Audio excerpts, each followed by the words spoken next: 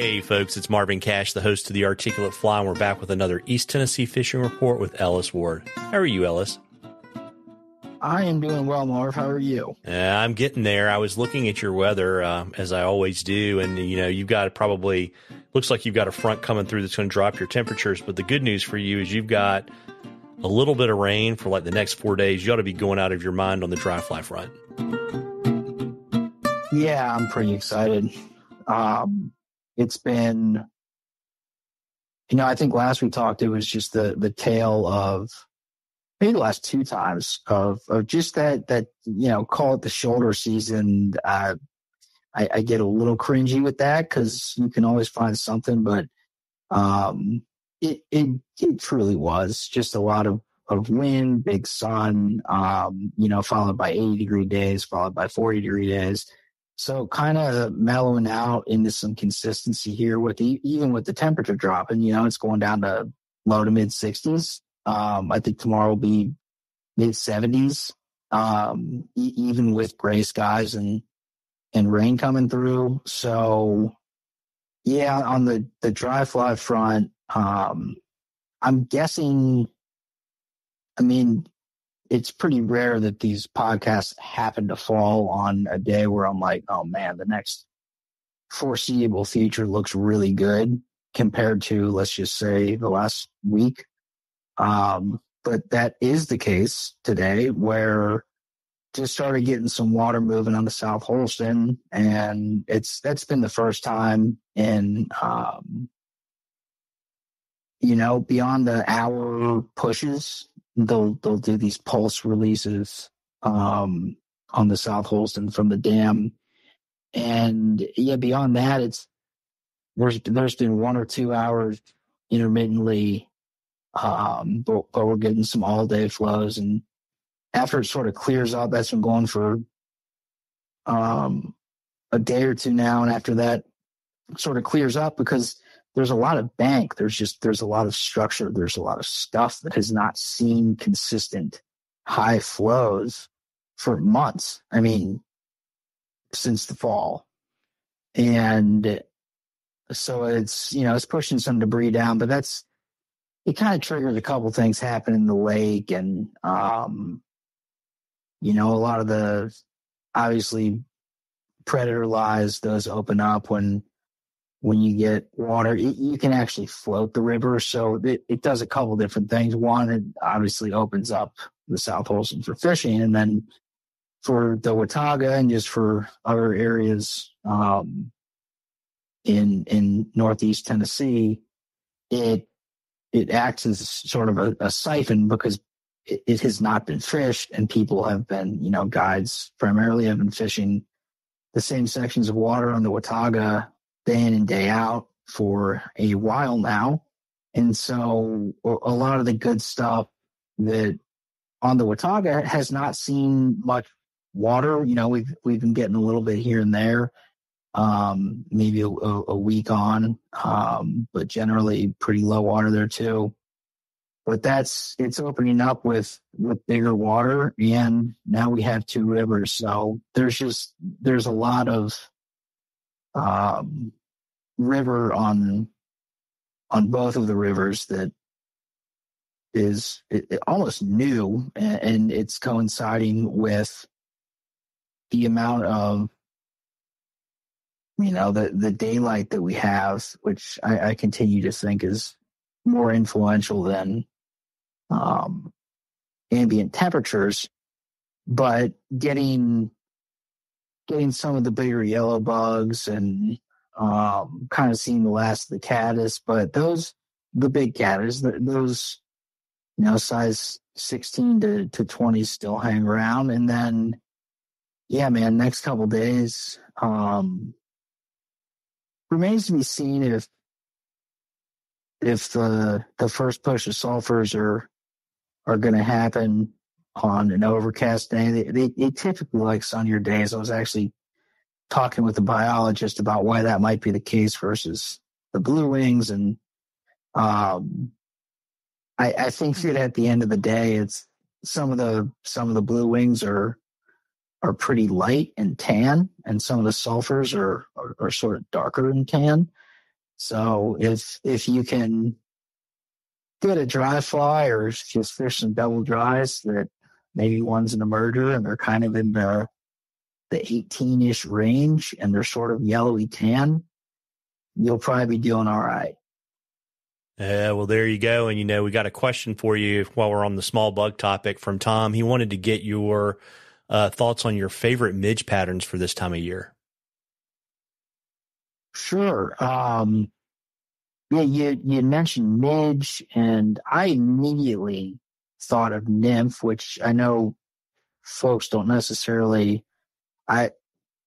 When I talk with people and be it other guides or folks that think I'm just a diehard streamer junkie, or whatever that term elicits. Yes, I love streamer fishing. Yes, I love dry fly fishing. For my ETSU class, for a lot of beginning anglers, for people that were streamer fishing, like there are spots where I like to stop and dunk some bugs in and, sit there and fish an indicator. It's, floating all day and going with the current, again, fantastic way to catch fish, just not necessarily my style. So I have been, doing a lot of classes for ETSU, and man, this time of year just gets there's just this life force emerging from under rocks, literally.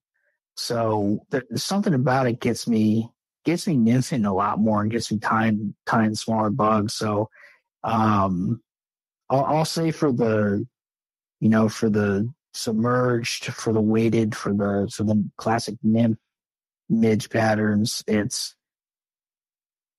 I can't get away from a black zebra midge with silver wire, and it's hard to.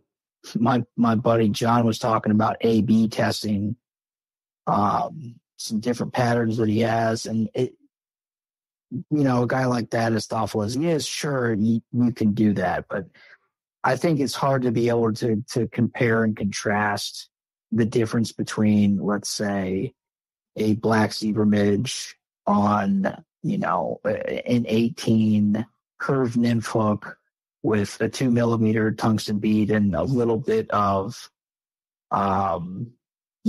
densely wrapped black UV ice dub versus one with a 2.4 millimeter tungsten bead and no ice dub. And, like all that said, with all the different variations in it, something with a little bit of scraggly, dark, but also shiny collar, I see outfish 2-1. And I tend to throw either a good piece of split shot or 2 smaller ones on, so I'm getting bugs down anyways. And avoiding some of the detail there, it's something small. I also tie the zebra midges with a pretty significant taper, and when you start talking about like an 18 black zebra midge with a pronounced taper, you start popping under rocks. That thing looks like so much. It looks like half of the little bugs in there. And so there's standouts, and I generally fish 2 nymphs, and one of them this time of year is going to look a little more sulfury. But that midge pattern, you can go down to a 22, but there's just, this time of year, there's so many bugs, midges and betas and sulfurs that are dark, and there is segmentation, and like that fly with a little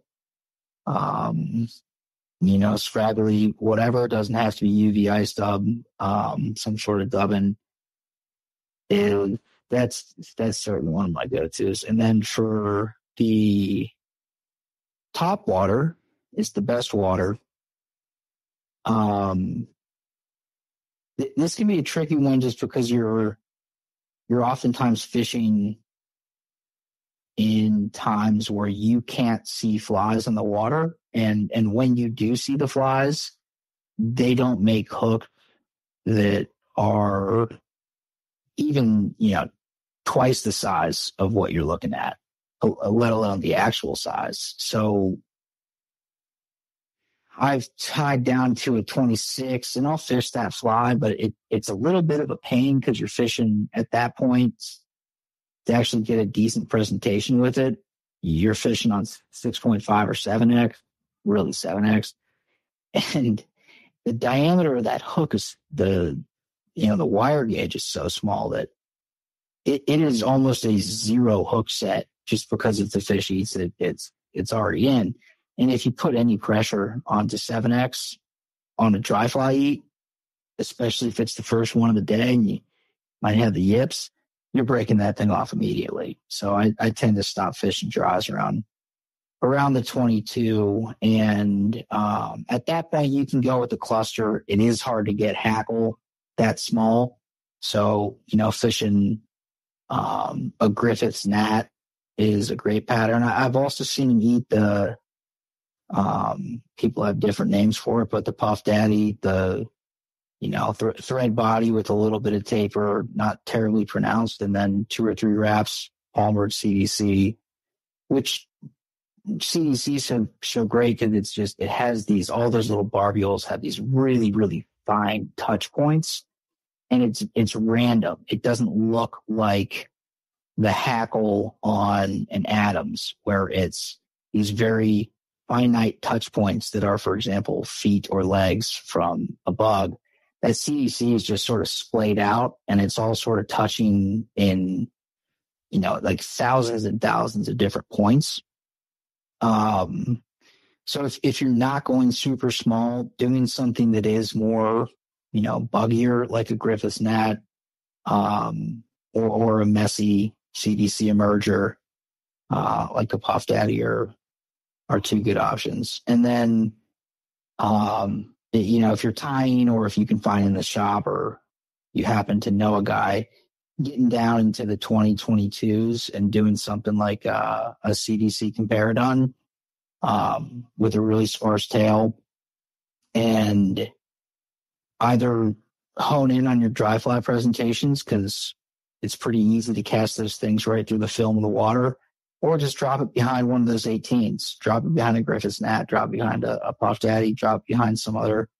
Honestly, Parachute Adams doesn't really seem like a buggy fly to me, but I like to not drink my own Kool-Aid, so I'll sort of pivot back to that every once in a while and then catches fish. So put your tiny bug, 12 to 18 inches behind that bigger fly, and it'll stop it from puncturing through the meniscus. It'll sort of slow it down on its descent and also give you an indicator since you can't really see a size 22. Yeah, and I would say maybe go with decaf and only half of a strawberry Pop-Tart, and that'll help you on the early hook set. Yeah, I mean, you're also going to have me screaming. I typically encourage hard hook sets. It's a good problem to have. I'll take an amped up hook set over not. Yeah, there you go. Well, folks, we love questions at the Articulate Fly. You can email them to us or DM us on social media, whatever's easiest for you. And if we use your question, I will send you some Articulate Fly swag, and we're going to enter you in a drawing for some cool stuff from Ellis at the end of the season. And as we're getting ready to get into the thick of the sulfur hatch, Ellis, you want to let folks know where they can find you so they can book in fish with you? Yeah. Website is elliswardflies.com. Instagram, which is sort of most of a picture of what I'm doing on we'll say week to week basis, but that's at Ellis Ward Guides.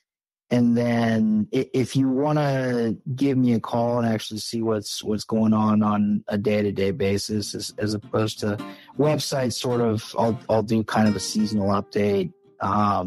Instagram is mostly what's visually appealing.